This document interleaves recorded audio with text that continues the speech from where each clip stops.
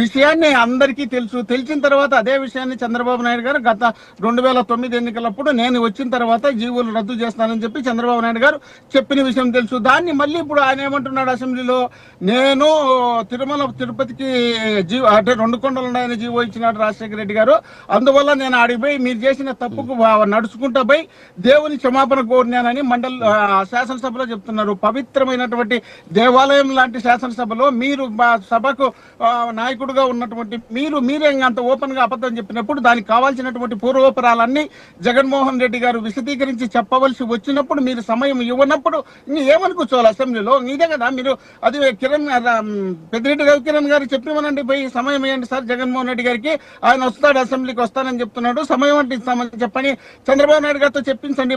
ఎందుకబ్బా 50 సంవత్సరాల అనుభవం కలిగినటువంటి రాజకీయ నాయకుడు చంద్రబాబు నాయుడు గారు రాష్ట్రంలో ప్రతిపక్ష స్థానం మీరు 3 పార్టీలు కలిసి మీకే ఉన్నాయి ప్రతిపక్ష అధికార పక్షం, కానీ ఉన్న పార్టీ మాది ఒకటే కదా.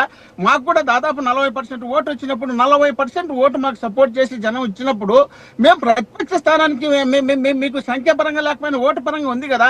కానీ రాష్ట్ర సమస్యలు చెప్పవలసినటువంటి వ్యక్తులు మేమే కదా. మీరు మీ పరిధిలో మీరు చేసినామని మీరు చెప్పుకుంటారు. సరే, ఇక్కడ ఉన్న సమస్యలు గ్రౌండ్ లెవెల్లో మేము తెలుసుకున్నటువంటి సమస్యలు, మా నాయకుడు జనం దగ్గరికి వెళ్ళినప్పుడు తెలుసుకున్నటువంటి సమస్యలు, ఆ సమస్యలు వచ్చి అక్కడ మాట్లాడాల్సి వచ్చినప్పుడు ఆయన రాష్ట్ర వ్యాప్తంగా తిరిగినప్పుడు రాష్ట్ర ముఖ్యమంత్రిగా పనిచేసినటువంటి వ్యక్తి, రాష్ట్రంలో ప్రధాన ప్రతిపక్ష హోదా మీరు ఈ యొక్క పైన ఓటు వచ్చినటువంటి వ్యక్తి, అలాంటి వ్యక్తి అక్కడ మాట్లాడాల్సి వచ్చినప్పుడు మీరు సమయం ఇవ్వమంటే ఏమని చెప్పాలి? ఇంకా మీరు అడిగి రాండి, మైక్ పట్టుకుంటే ఇస్తామని చెప్పి ఇష్టం వచ్చినట్టు మీరే చెప్పుకోవడము బయటకు వచ్చినాక అది వాళ్ళు చెప్పడంలే, మీరు చెప్తున్నారు బయట. ఎవరు ఇంతవరకు ఏ ఎమ్మెల్యే కూడా మీరు లోపలికి వచ్చి మాట్లాడంటే మీరు మాట్లాడితే మేము సమయం ఇస్తాము, మేము మైక్ కట్ చేస్తామని చెప్పిన సందర్భాలే తెలియవు. మనం బయట ఉండేవాళ్ళం, మనం మాట్లాడుతున్నాం, మీరు పోయి మాట్లాడితే కదా మైక్ ఇచ్చే కదా లోపలికి పోతే కదా అని ఇష్టం వచ్చినట్టు అవహేళన చేయడానికి సిద్ధపడినారు. 67 మంది ఎమ్మెల్యేలు ఉన్నప్పుడు 14 నుండి 19 వరకు అప్పుడు 23 మందిని పీక్కున్నటువంటి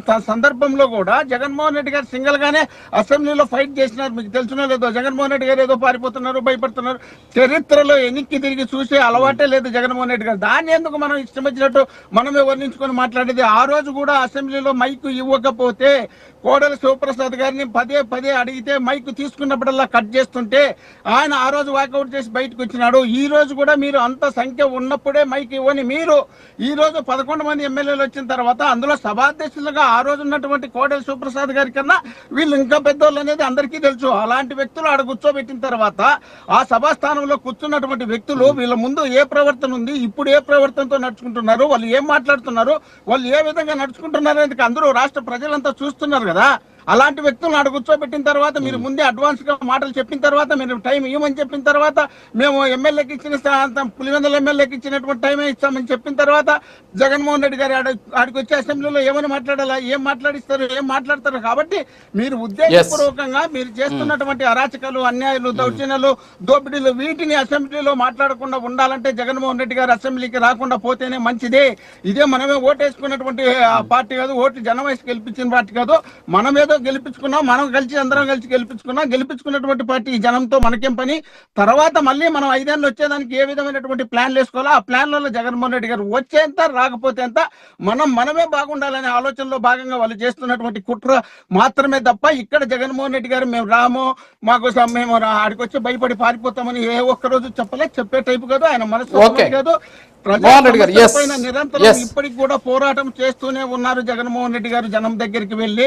మీరు జనం చెప్పేటప్పుడు సమస్య తెలుసుకొని ప్రతిపక్ష నాయకుడు చెప్పిన పాయింట్లు మీరు తీసుకొని మాట్లాడండి, ఆ సమస్య పరిష్కరించండి. ఇప్పుడు ఒకటి గుర్తుపెట్టుకోవాలి మనం.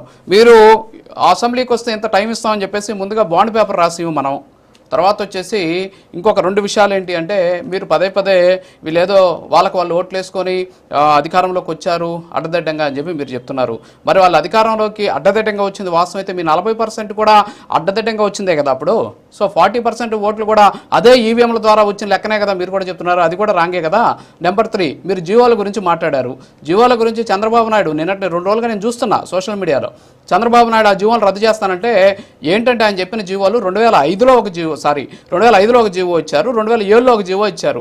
2005లో ఇచ్చినటువంటి జీవోల్ని రద్దు చేస్తానని చంద్రబాబు నాయుడు అంటే మీరు 2007లో ఇచ్చినటువంటి జీవోలను రద్దు చేస్తానని చెప్పేసి చంద్రబాబు నాయుడు చెప్పాడు. బౌండరీస్ నిర్దేశించినటువంటి వాటిని కాదు అని చెప్పేసి మీరు పదే పదే సోషల్ మీడియాలో కూడా నేను చూస్తున్నాను. సో అలాంటివి ఆ అభూతమైనటువంటి కల్పనలు చేయడం వల్ల ఏమవుతుందంటే మన మీద ఉన్నటువంటి ఆ గౌరవం కూడా పోయేటటువంటి అవకాశాలు ఉన్నాయి. ప్రజలన్నీ కూడా గమనిస్తున్నారు కదా. మరి దానికి ఒకసారి ఆన్సర్ చేయండి. 747, 746 జీవోలు ఇచ్చింది రాజశేఖర రెడ్డి గారా కాదు? అన్యమత ప్రచారాలకు సంబంధించి కానీ స్థానిక సంస్థ ఎన్నికల్లో మీరు అక్కడ పోటీ చేయాలనే ఆలోచనను విరమించుకోవాలి జయచంద్ర నాయుడు అని ఇచ్చిన దాంట్లో రాజశేఖర రెడ్డి గారా కాదా? దీనిపైన చంద్రబాబు నాయుడు గారు స్వయంగా ఆ జీవోలు నేను వస్తే రద్దు చేస్తాను అన్న మాట వాస్తవమా కదా? ఎట్లా రాజుగారు మీరు కూడా కవర్ చేయడానికి మరి ప్రయత్నించే ఎట్లా రాజుగారు మరి ఇంత దారుణంగా మాట్లాడితే ఎట్లా? అక్కడ చంద్రబాబు నాయుడు గారు స్వయంగా అసెంబ్లీలో 300 సార్ ఒక్క నిమిషం మోహన్ రెడ్డి గారు నేనేదో చేయడానికి చూడట్లా. చంద్రబాబు నాయుడు రద్దు చేస్తానన్నటువంటి జియో నెంబర్ వచ్చేసి GOMS నెంబర్ 338 2005 సెప్టెంబర్ 16వ తేదీన వైఎస్ రాజశేఖర రెడ్డి గారు ముఖ్యమంత్రిగా ఉన్న సందర్భంలో principal secretary to the government